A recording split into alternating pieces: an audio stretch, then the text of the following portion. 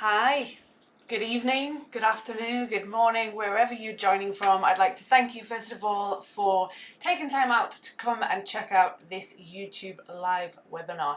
So this is the first time I've ever done YouTube live, so I'm hoping that everyone can hear me okay. So if you can go ahead and paste something in the chat and just let me know where you're joining from. And if you can maybe give me a thumbs up and just say, yes, we can hear you. So if somebody can kind of just confirm that. There's also a bit of a delay when you do YouTube Live, which I'm finding a little bit strange. So it's about like 20-25 seconds between me saying something and then you actually hearing. So I'm just talking for a little bit longer and I'm hoping that someone will actually say, yes, you can hear me. So I'm just going to put in the chat, can you guys hear me okay? So, perfect. Thank you so much, Gail. I really appreciate that. That's the first thing out of the way. Like I said, doing it for the first time. So, a little bit interesting. Okay. So what I'm going to do is I'm going to go ahead and start going through some of the items that we're going to cover. So first thing, I'm going to go to the overview. So what we're going to be covering in this session, I thought it might be a good idea because I'm doing blog posts about different things. Awesome. Thank you guys. I'm so glad you can hear me. So I'm doing blog posts about different areas of the marketing app, which I'm sure most of you have seen. But sometimes it's hard to kind of piece all that together, and also things kind of come out and some are sort of drip fed through as previews and others go straight in and they're there. So what I wanted to do is kind of talk about, first of all, how do you get on the latest version? How do you make sure you're on the latest version? Just cover that quickly. Then what I'm going to do is I've gone back a couple of months and I'm going to talk through some of the stuff that was in the April preview. So we've got unified activity timeline, we've got real-time marketing content blocks, we've got predefined dynamic text, and that was all in April.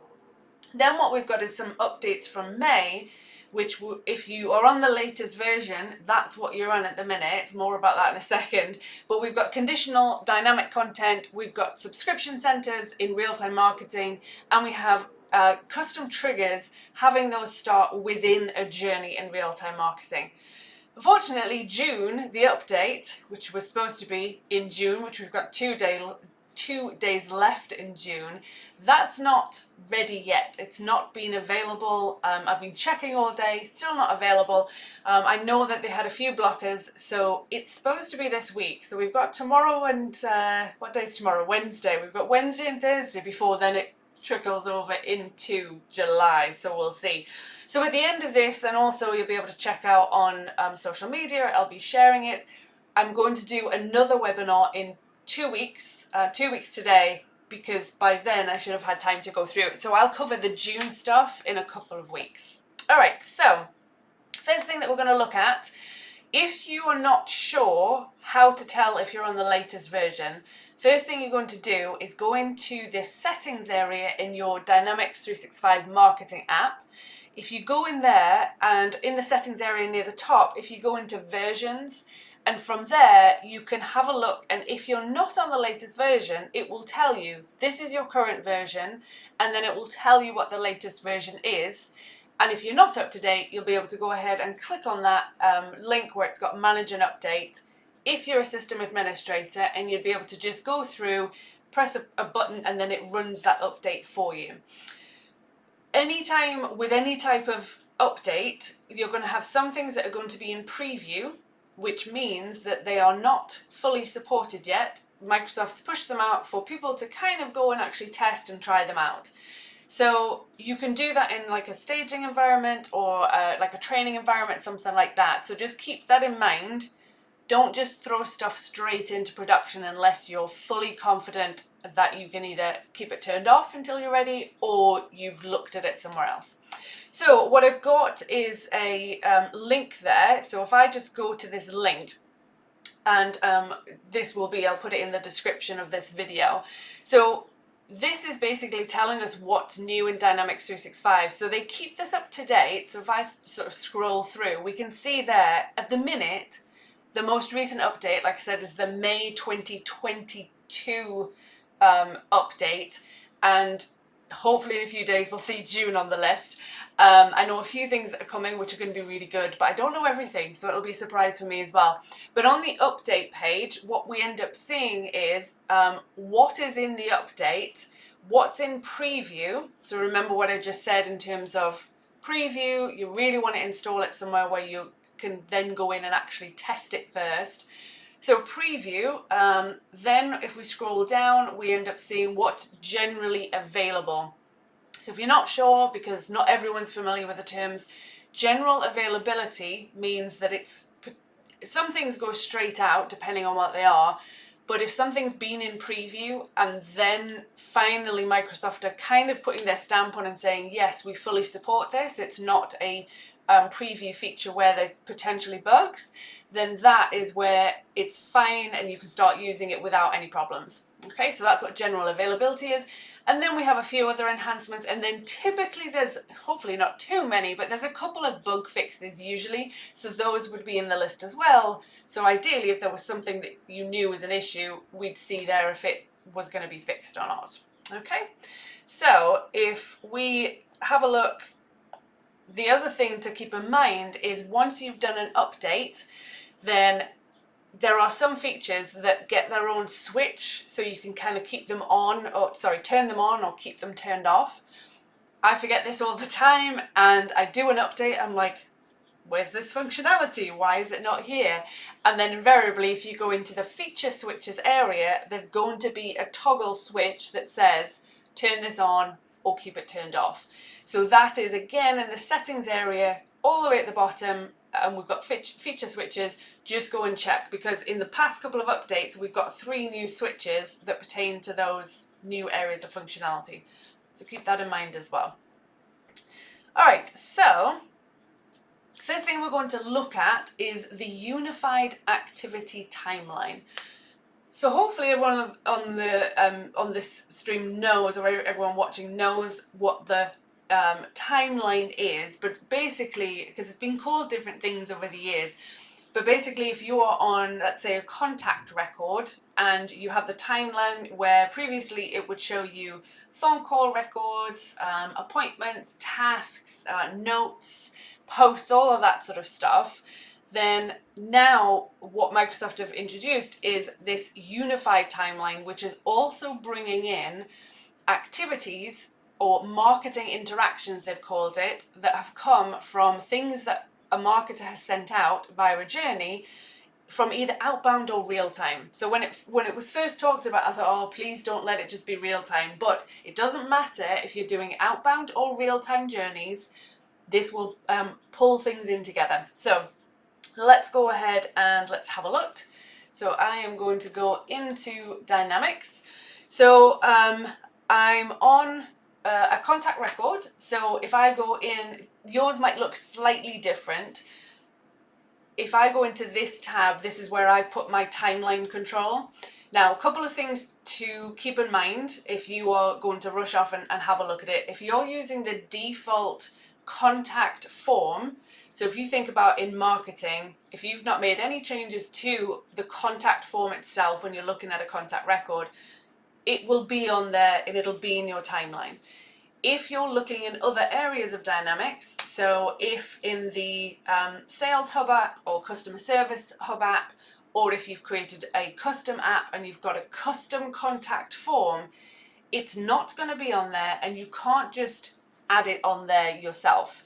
So you would have to take a copy of the standard contact form and then basically do a save as, and then start customizing that, and that will have all of the controls and everything on there that pertains to these marketing interactions. So just something to keep in mind. So if I go ahead and I've opened up this contacts timeline, now a couple of things, you can customize what the timeline does in terms of, I've got it to where the filter is permanently showing up there.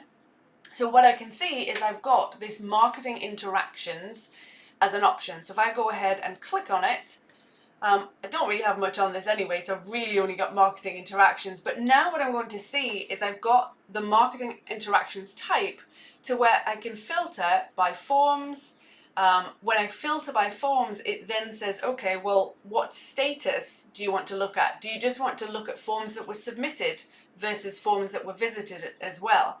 So if I go ahead and click on submitted, that's what I'm left with. I've got a marketing form and it was only actually submitted one time.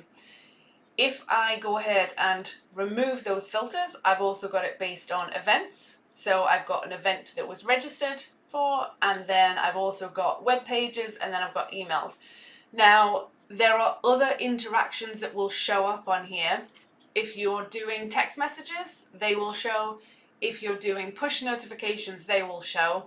And I think there's one other thing that I'm not remembering, but basically, unless you've got some of that type of interaction, you won't see it in the filtering until you've got an interaction of that type for that specific contact. Okay, so if I go ahead into the email, this is the only one that I have seen that functions in this way, is that on an email, I'm guessing SMS, text messages, and maybe push notifications will be the same. I just don't have any in my environment, but we're going to get a preview of what was actually sent to that contact. So from this perspective, that means anyone in sales, customer service, anyone that can get access to the timeline can see the interactions with this person. So I can go ahead and I can then expand it so that then I get an idea of what was actually sent out to the contact. Now, I don't see the actual person's name on there. It's not like it's going to show up where all of the personalization is, but I know there was personalization that would have put their first name instead of seeing first name in the curly brackets, and would have had the event name and so on. So it's showing us what the email would look like from for the majority of it, but it's just not going to populate those things in there. Okay. So the timeline, this is a really, really big deal. I'm glad that they finally got it on there, and also the fact that we've got real-time and outbound activities on there together so that you can see the big picture of what's going on for a specific person. All right, so if we move on, and next what I'm going to look at is I'm going to look at the content blocks. So the content blocks, if you've been using the marketing app for any period of time and you've been doing stuff in outbound, you'll know that the content blocks are there, and you can build them up and basically create sort of snippets or blocks of code or blocks of information that can be dragged onto an email, but that hasn't existed for the real-time marketing side before. So what I'm going to do is, if I go into real-time marketing, hello Vivian, thank you for joining. So if I go into real-time marketing, and at the bottom here I've got content blocks. Now I'm going to go into one that I've already created. So in a content block, I've basically built it up. I'm just checking, there's a question. Just to confirm, the preview of the email that was sent is actually what they received.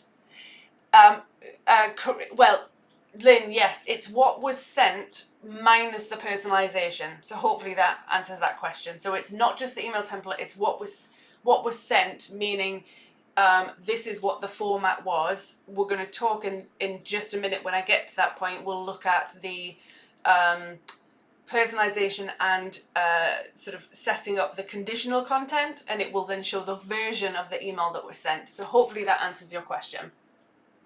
All right, so back on to the content blocks. So here's one that I've already created. And so for me, this is something that makes sense, right? This is something that I don't want each person creating an email, each marketer within the team, I don't want them to have to create this for on the footer for every single email. And I also don't necessarily want to limit it in where that goes. So I want them to have the freedom to be able to pull that on. So if I go and put this into edit mode, then basically this is pretty much the same sort of canvas that you've got when you're creating an email, where I've got the layout section types, and then I've got text, image, button, and divider, and I can pull those pieces onto this. Now, in this scenario, basically I've got images, And what I've done is I've set, oh, that's the wrong alt text, so that doesn't work. Twitter, there we go. So I've set the alt text for an image, and I've also set what URL I want to pass through when someone clicks on that image. Where do I want to take them? So I've set all that up so that people don't have to be doing that themselves. Now what I can also do is I've got the option to protect the content block if I want to. So some content blocks might be something where it's got some HTML and some CSS within the content block itself. So I've set and said header needs to have orange text, it needs to be 20 points, whatever it might be. I can set all that up, but I don't know what they want the text to be, so I can leave that unprotected. So they can drag the content block over, adjust, but they can still adjust the text. If I make it protected, I'm saying, oh, hang on 1 second, thank you. Someone says they can't see my screen. There we go. All right, so this is the problem with the 25-second delay. So I'm going to talk through this again. So I'm on my content block, and basically I've got my image, and then I've got the ability, just like I can when I'm creating my email. Hang on.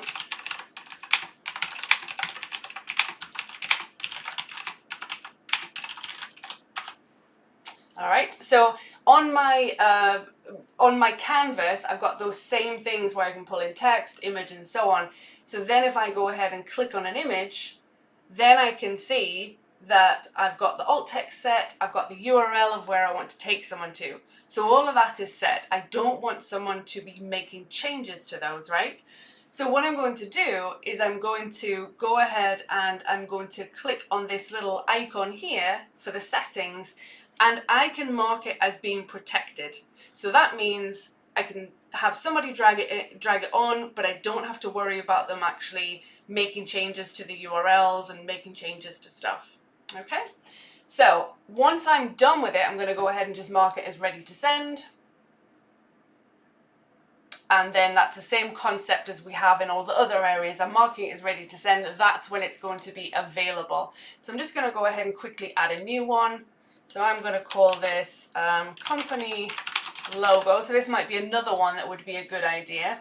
I'm just going to go ahead and drag on a column, and I'm going to go ahead and drag on an element for an image, and I'm going to go ahead and set that image. So I'll look in the library, and we'll go with this one, insert it, and then again, because I don't want someone to have to remember this each time, but likewise I don't want them to forget, I'm setting the sort of aspects of this. Let's go with this URL. I'm going with the aspects that I want to be used when someone drags this in. And again, I'm going to make this protected. Now by default, it will be protected automatically. I haven't found a setting for that yet to where I can make the default unprotected. So you just have to remember that if you don't go to the settings, everything will end up being protected. So again, I'm going to do ready to send. If I now go into an email, and I'll just create a brand new one, we'll just put some basic stuff on, and I start with one of the templates. And in the elements on the right hand side when I'm creating my email, and you can do the same thing on an email template as well, if I click on the second one down, which looks like 3 sort of little dots, someone said they were hexagons, but I think I need strong glasses to see if they're hexagons, they look like circles. So now I can see that I've got my content blocks, and you'll notice that the protected ones have a padlock on them. So I can just go ahead and I can drag over and just drop in where I want that to go. And now I know that that has all the aspects already built in. We've got our alt text, we've got our URL. If I just go ahead and drag in this one, we can put this in here and we can get rid of this one. Okay, so for me, it's basically just giving us the functionality we needed for real-time marketing that existed previously for outbound marketing. So hopefully that's something, if you're doing real-time marketing, you're like, yes, that's a good thing that we now have that. All right, so if I go back and let's look at the next item, this is predefined dynamic text. So you might have seen this already in terms of, again, we've had it in outbound marketing to be able to just do the personalization, and we've had it in real-time marketing in terms of being able to map to a specific value and say, I want to pull in the first name or I want to pull in the company name, that kind of thing.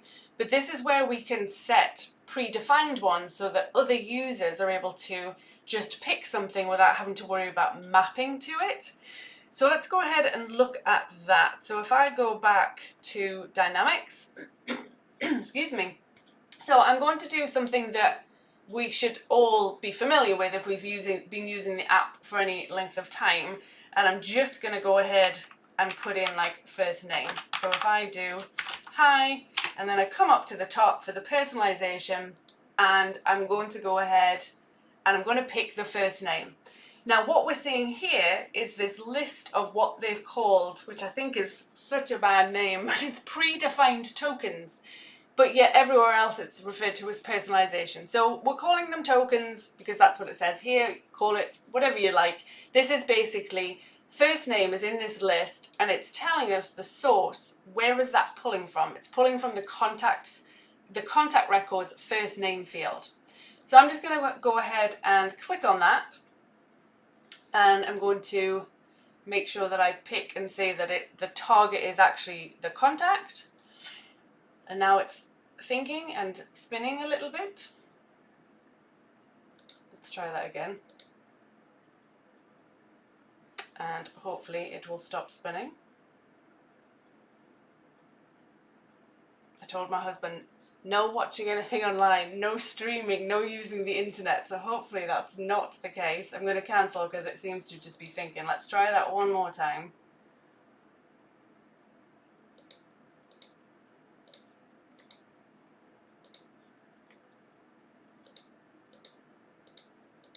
Oh, hooray, that's just what you want in a live demo, isn't it? When you want everything's going slow. Let's try this again, one more time. Come on. There we go, that's what we want. What is the phrase? A watch pot never boils. A personalization that you're trying to do on a demo never goes in. So we've got the first name in there. Now, what about, this is where the predefined list comes in. What if I want to go ahead and send something out, and maybe it's going to be a regular thing where I want to reference the name of the person that is the account manager for this contact. So I might say your account manager will be in touch later this week. But instead of just saying your account manager, what I want to do is I want to say your account manager, and then I want to put a comment and then the name of the account manager, okay? So I'm going to go back up to personalization, but if I look through that list of sort of predefined tokens, the account manager name, well, it's in there now because I added it before, but the account manager name is not in there by default, okay? So I can go ahead and do new dynamic text. And again, you should hopefully be familiar with this if you've been doing lots of sort of personalization. But if I go into choose an attribute, I can then go from the contact and I can go through to the account that the contact is linked to. Then from there, I can scroll down or I can type and search and I can look for the owning user of that account. From there, I can then search and say, all right, I want the full name of the owning user of the account that that contact is linked to. So that's okay for me, that's okay for many people where they're comfortable and they know what the relationship is, but not all of your users or not all of your clients' users might be aware of that. So I can go ahead and I can create this. It's given a name here, but I might just call it AM full name. Okay. Now, if I just click save, what I'm doing is I'm saying, save this mapping to this value, but just for the email that I'm creating right now. So nobody else in the organization would know that that's even there. So what I can do now is I can do save and add, And what this is doing is this saying, I want to save this as a predefined value that then someone else can pick from that list when they're creating an email. So I might call this AM full name. I'm calling it the same thing, but this lets me do spaces in between. So I'm going to go ahead and say I want to add to the predefined list, and it's telling me now it's been added to the personalization. So what that means is that anyone else would be able to come through and actually use that later on if they come to the personalization list, and we can see AM full name is now in the list, and we also have a little tick mark next to it to say it's in the list, but it's also used in this email. Now here's a couple of the challenges with this, and this is more of just kind of a management thing internally. It depends on how big your team is, because there's a setting to say turn this on or turn this off, but there's no setting to say John Smith can do this, but Mary Jones can't. In other words, you can't set it up from a user's perspective. It's basically turn it on or turn it off. The other thing you might want to do is go through and say, well, I'm never going to use the country region, because maybe you do all of your clients are all in one country and you'd never use that anywhere. So I can go ahead and click on the ellipsis for the menu and just go ahead and remove that so that it's taken out of that list. Okay, so just a couple of things, keep in mind, everybody could add to that. So you probably want to internally say, right, who's going to be responsible for doing this, and not have like 10 versions of the same mapping to the same field.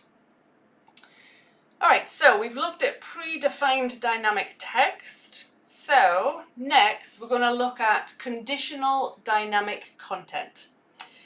All right, so conditional dynamic content, this is relatively new. So unless you've had sort of a scenario for it, you might not have really like dug into it just yet.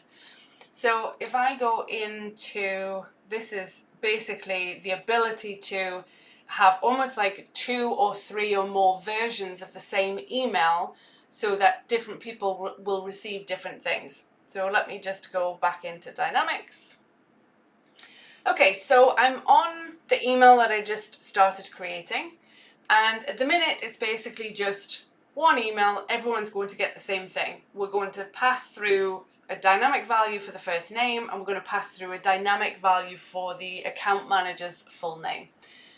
What I might want to do is say, okay, well, I've got this email, but it could be something as simple as saying I want the header image to be different depending on the relationship type field or some type of field on that contact record to determine whether we show image A or whether we show image B.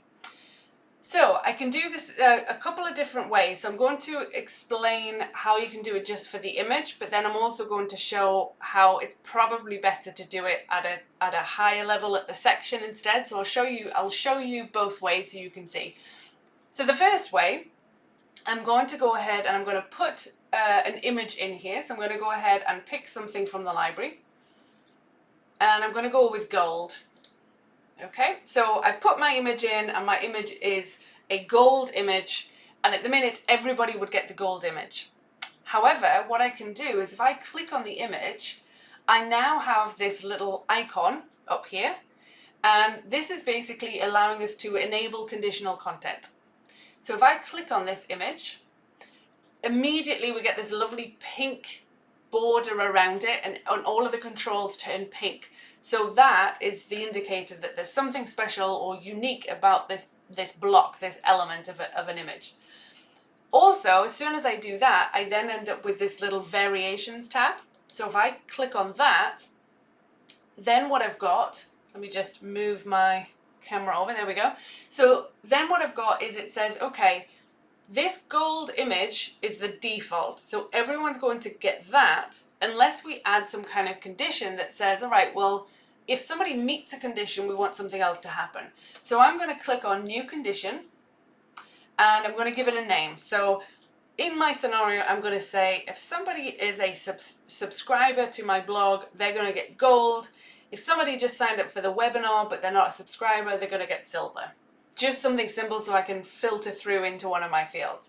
So I'm going to call this webinar attendee. And the default will be, okay, that's what goes out to people that are subscribers. This means nothing yet until I actually put in, well, what is the condition that needs to be met? Now, I can do conditions a number of different ways. I can either say I want to make a condition on an attribute, which is what we're going to do in this scenario, or I can say make a condition based on whether somebody is in a segment or not in a segment. Okay? So that might be something where you have a good scenario for that. Maybe you're sending something out and you're like, oh, okay, but if they're in this segment, do this. If they're not, do this. So I'm going to do attribute, but not only can we do stuff based on an attribute, you could also do stuff based on a value from a trigger that you're using. So it doesn't matter what's on the contact record. You could have gone through, had a trigger be the starting point of your journey, pass through values and use that as your condition instead. So I am going to go through to the contact, and I'm going to search for my customer relationship, which is this one. And I'm going to say customer relationship equals, and then because this is a choice field or an option set, whatever you want to call it, I have the values that are in that choice field. So I'm going to say if the customer relationship equals webinar attendee, that means the condition will be met, and whatever I do on that version of the email, that's what they'll see. So right now I've got the default, and then I have my webinar attendee one, which I've just created. What I need to do, because at the minute they're exactly the same, but if I click backwards and forwards, I can now be on the webinar attendee, and then I can go to the properties of the image, I can replace it, and now I can pick my other image, which I'm going to make silver. So if I just select that and insert, now if I go back to my variations and I click between the two, it's basically the same email other than that image at the top. But it does mean that if I go ahead and I just do a preview and test, if I edit the sample data and I look at the conditional content, I can basically say, okay, well, what does each one of these variations mean? And I can also come in here and I can say, okay, well, hang on 1 second.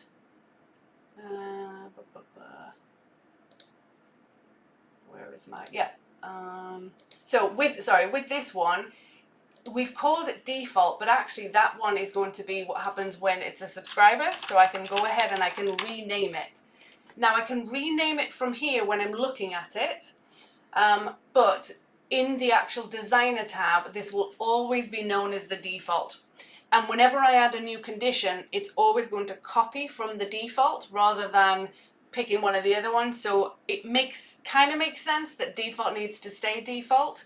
But if I rename it when I'm previewing it, what then happens is if you think about a journey and you look at the analytics of your email, what you're going to see, and I'll show you in just a minute, but what you're going to see is you're going to see that it will show you what variant of the email the person got. So in my analytics, if this email gets used, I would see it either say subscriber, or I would see it say webinar attendee. So I would see the name I'd given it rather than it saying they just got the email. I'd know exactly which variant or variation of the email that they were sent and received. Okay? All right, so now I'm going to show you what happens. And this is where once you start using this, you need to kind of almost like plan your emails out carefully. So I've got the image and I've added the conditional content to the image. The other place where I can add it is I can add it on a section itself. Now, keep in mind, I've already added a variant within the image. If I think, ooh, I also want to have the text be different as well, I can't add it to the text box. There's no conditional content option. So I have to add it to the section. So if I add a variant to the section, oh, sorry, that's the wrong thing. Oh, where is my box gone? Hang on a second.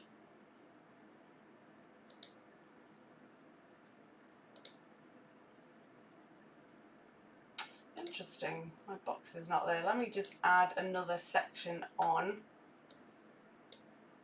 There we go. Okay, so let me drag some stuff in here.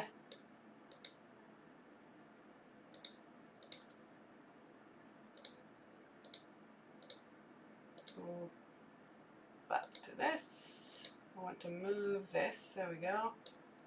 And I want to move this and put it all in this section instead. I don't know what was wrong with that section. So if I go back to my section again, so on the section, I'm also going to have my conditional content. So if you don't see it on the section and you've used a template, I don't know what was in that template. So it should be on a section and on an image. So if I click on the conditional content, I've now added conditional content to the section itself. I then get the variations tab again, and then I get the same thing. But now, because I've already put a condition onto the image, it says, do you want to select from an existing condition? So do you want to start from that as your condition, or do I want to add a new one?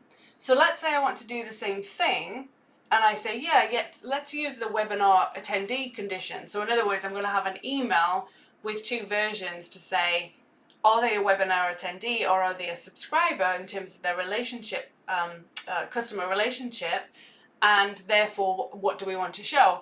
So again, I can then say, right, that's what the default will look like.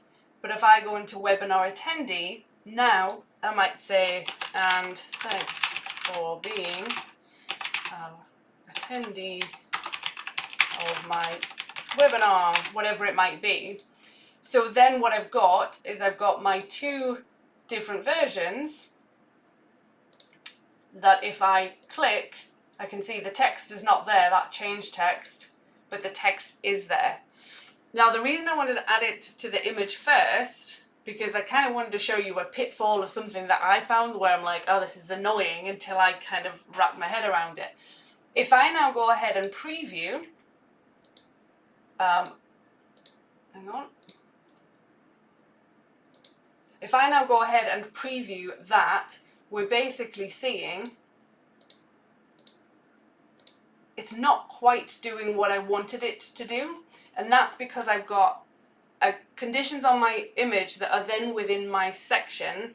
And so it kind of has a bit of a conflict. Now, what I have seen that they seem to have tidied up a bit is what that ended up doing is it would say webinar attendee, default, webinar attendee, default. It kind of gave you like 4 potential options when really it's only 2. So if you have variations that you want to do, my suggestion would be, hang on, to not put them on an image if you know that you're going to do other variations in terms of the text and everything else, or buttons. If you know that you're going to do that, put everything into a section, make your email one time, and then add your conditional content, add your condition, and then make your second version of that email, because otherwise you're going to end up with conflicting stuff between having an image with a conditional content inside a section with a conditional content. So do that, otherwise you kind of end up with a bit of a mess. And even if you put the image somewhere else, you then end up with potentially 3, 4, 5 different variants, even though you might only need 2. So section for me is the top level of where I'm going to add the conditional content. Again, if I only want to change just an image, that's fine, that'll work on the image, but most times I would think you want to change other aspects of the email. Go with the section at the top level to make that change. One other thing that I learned this week when I was doing training, and someone else in the training pointed it out to me, is I was struggling to kind of like click and be like, okay, how do I click on the section? And I was clicking on the column and then picking the section from there. If you just click in the text or you click anywhere, what it does is it creates these breadcrumbs for you, so you can actually click in the text and then just jump straight to the section, and that'll give you that outer layer or the outer component, rather than having to try and struggle and click on drop downs and trying to find the right place. So the breadcrumbs is massive, and I was like, oh, how did I not know that? So always fun to learn stuff. Okay, so sorry, that was the conditional dynamic content. Again, do it from the top level on the section, play around with it, test it. I've been working for a client where some of the emails have 6 different potential variants of the email that could be seen and could be sent out. So this is a massive, massive deal in terms of being able to have everything in one place and then see in the analytics which version of the email people actually received. All right, so the last one on here I've got in terms of the new content from April and May, this is subscription centers in real-time journeys. So for any of you that had been doing outbound marketing or are still doing it, you know that when you send out an email, if it is a commercial email, if it's transactional, you don't have to put that opt-out, although questionable, but you don't have to in terms of the marketing app. I'm not going to advise anyone on what you do legally. That's your decision, your thing to figure out. But with outbound marketing, you would have a link, and when they clicked on it, they would be taken to unsubscribe, and you had one place, because you would have a URL in the default marketing area in the content settings, and that would be the URL that they would be taken to.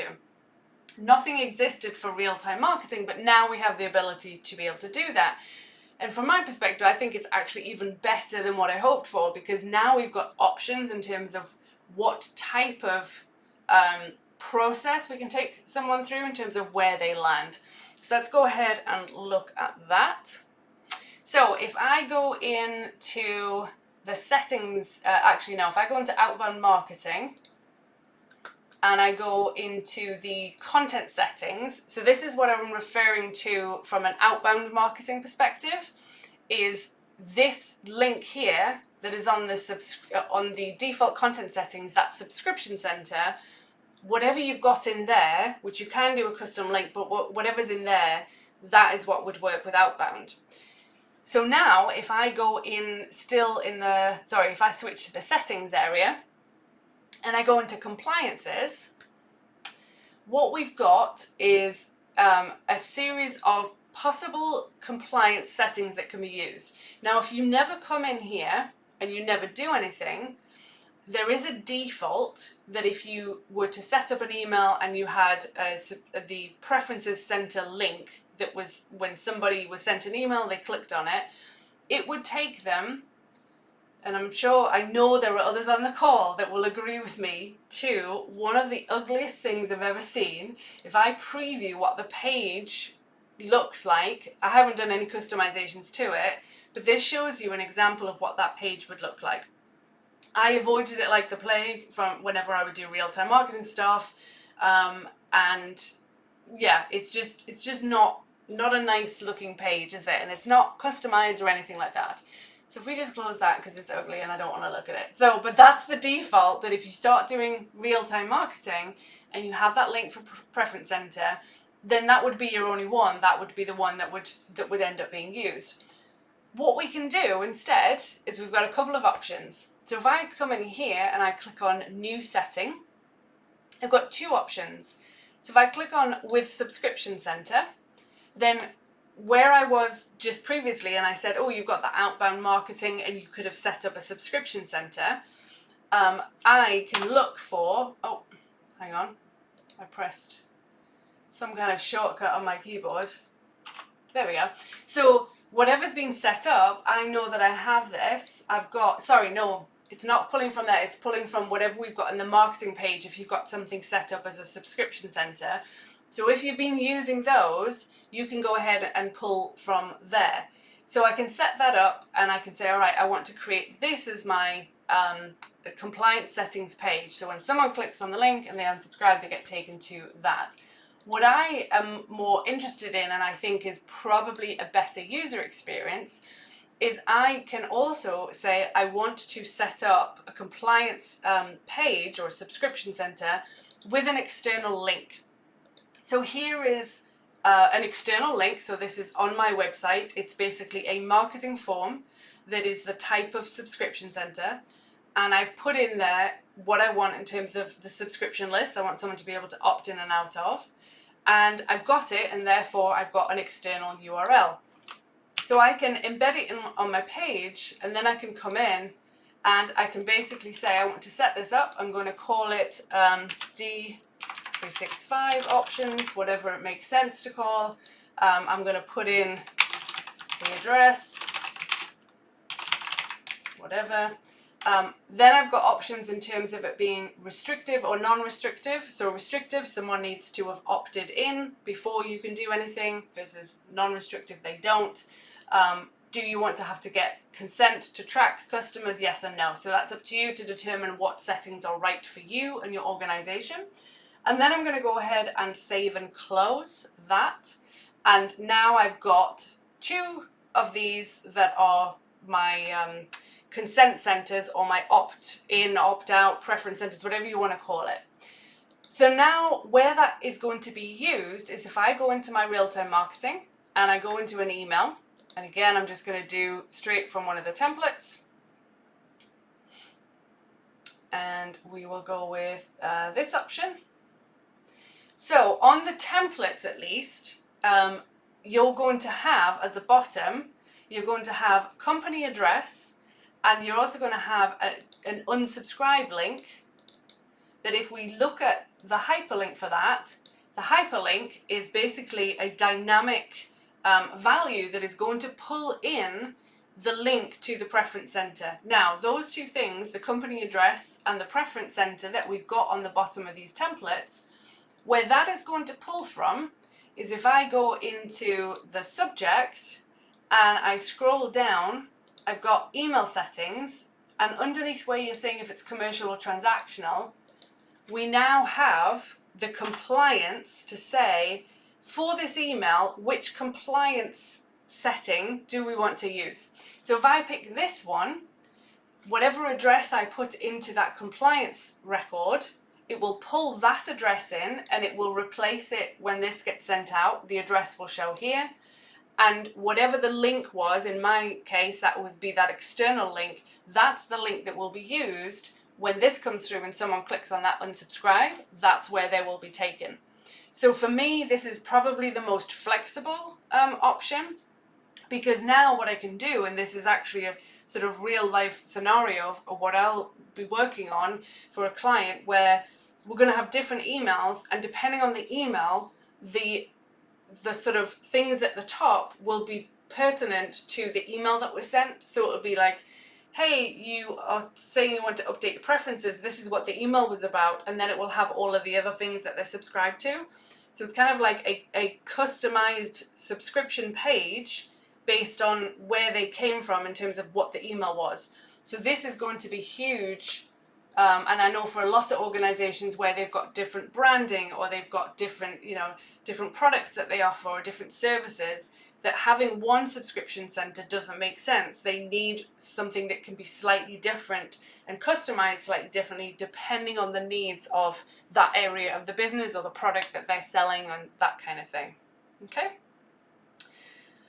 All right, so, last one. This is the last one. So this is the custom triggers within a journey. So if I go in and I create a quick journey, so I don't know how many of you have been doing journeys that were starting with a trigger. So if I go ahead and let's say that my trigger, I'm just going to use an example so that I can use 2 triggers that I know might sort of mesh well together. So if I create a journey with opportunity created, that is the trigger. And I'm just going to go ahead and create that. And then maybe I send an email and have other things within that journey. So I'm building out my journey and I've got all of these steps. What I can do now within the journey itself, I can say, okay, well, when I get to a certain part of the journey, I want to go ahead and activate a custom trigger. So I'm going to go ahead and say, right, I want to activate it. And then it says, okay, well, which trigger do you want to activate? And I'm going to go with an opportunity 1 activity. So just play along. So basically I'm saying this has happened. I want to be able to pass through information about the stuff that's going on in the journey into another trigger. Oh, thank you. Thank you. Right, okay. So, hang on, sharing now.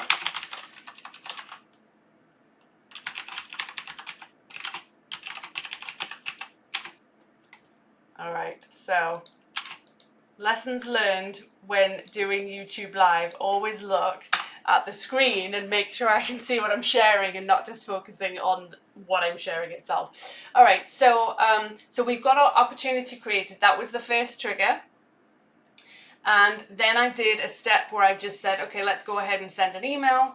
And then what I've done is let me just delete this so I can add it in again and show you. So now when I add in an action, I've got this activate a custom trigger option. So if I do that and I just do the lookup, the only things that show in the list are literally custom triggers, meaning the ones that I have created. So if you don't see anything in that, it's because you don't have any custom triggers you've made for your organization. So I've got quite a few in there, and those are all ones that I have set up and have some kind of process that will run when I do it. So I'm going to say I want to use the trigger of opportunity 1 activities. Now what's going to happen is we've got then values that I'm going to then be able to go through and map and say, okay, well, if this is happening and I'm triggering this, I want to be able to get information from either the initial starting point or from records related to it. So I'm going to go ahead and say I want to map an attribute. And this is very similar to when we did the personalization stuff. So you're basically saying, okay, where do I want to map this to? Where's this going to come from?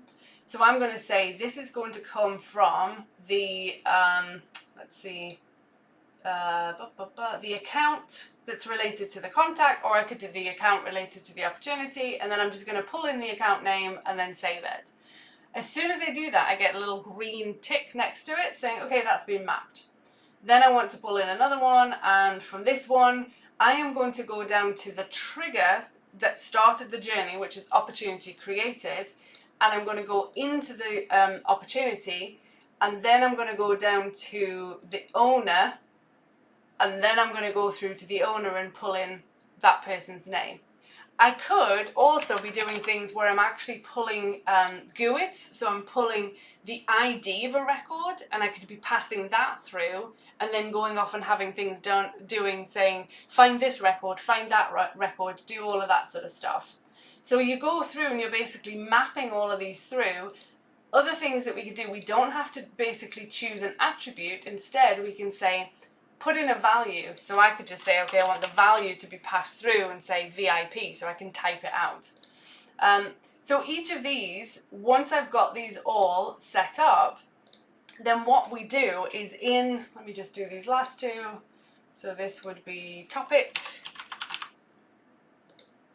And then finally, this is proposed solution. So you can only have up to 9 values at the minute that you pass through. So the most you'd have to map would be 9. Then what happens in Power Automate, we can start a Power Automate using, if anyone's created a flow before in Power Automate and you use the Dataverse connector, you've got 3 options, and one of them is basically with an action. So we basically can say, okay, when this happens, this is basically an action being kicked off. And then from there, what happens is we're able to get all of these values and then do what we need to do with that flow.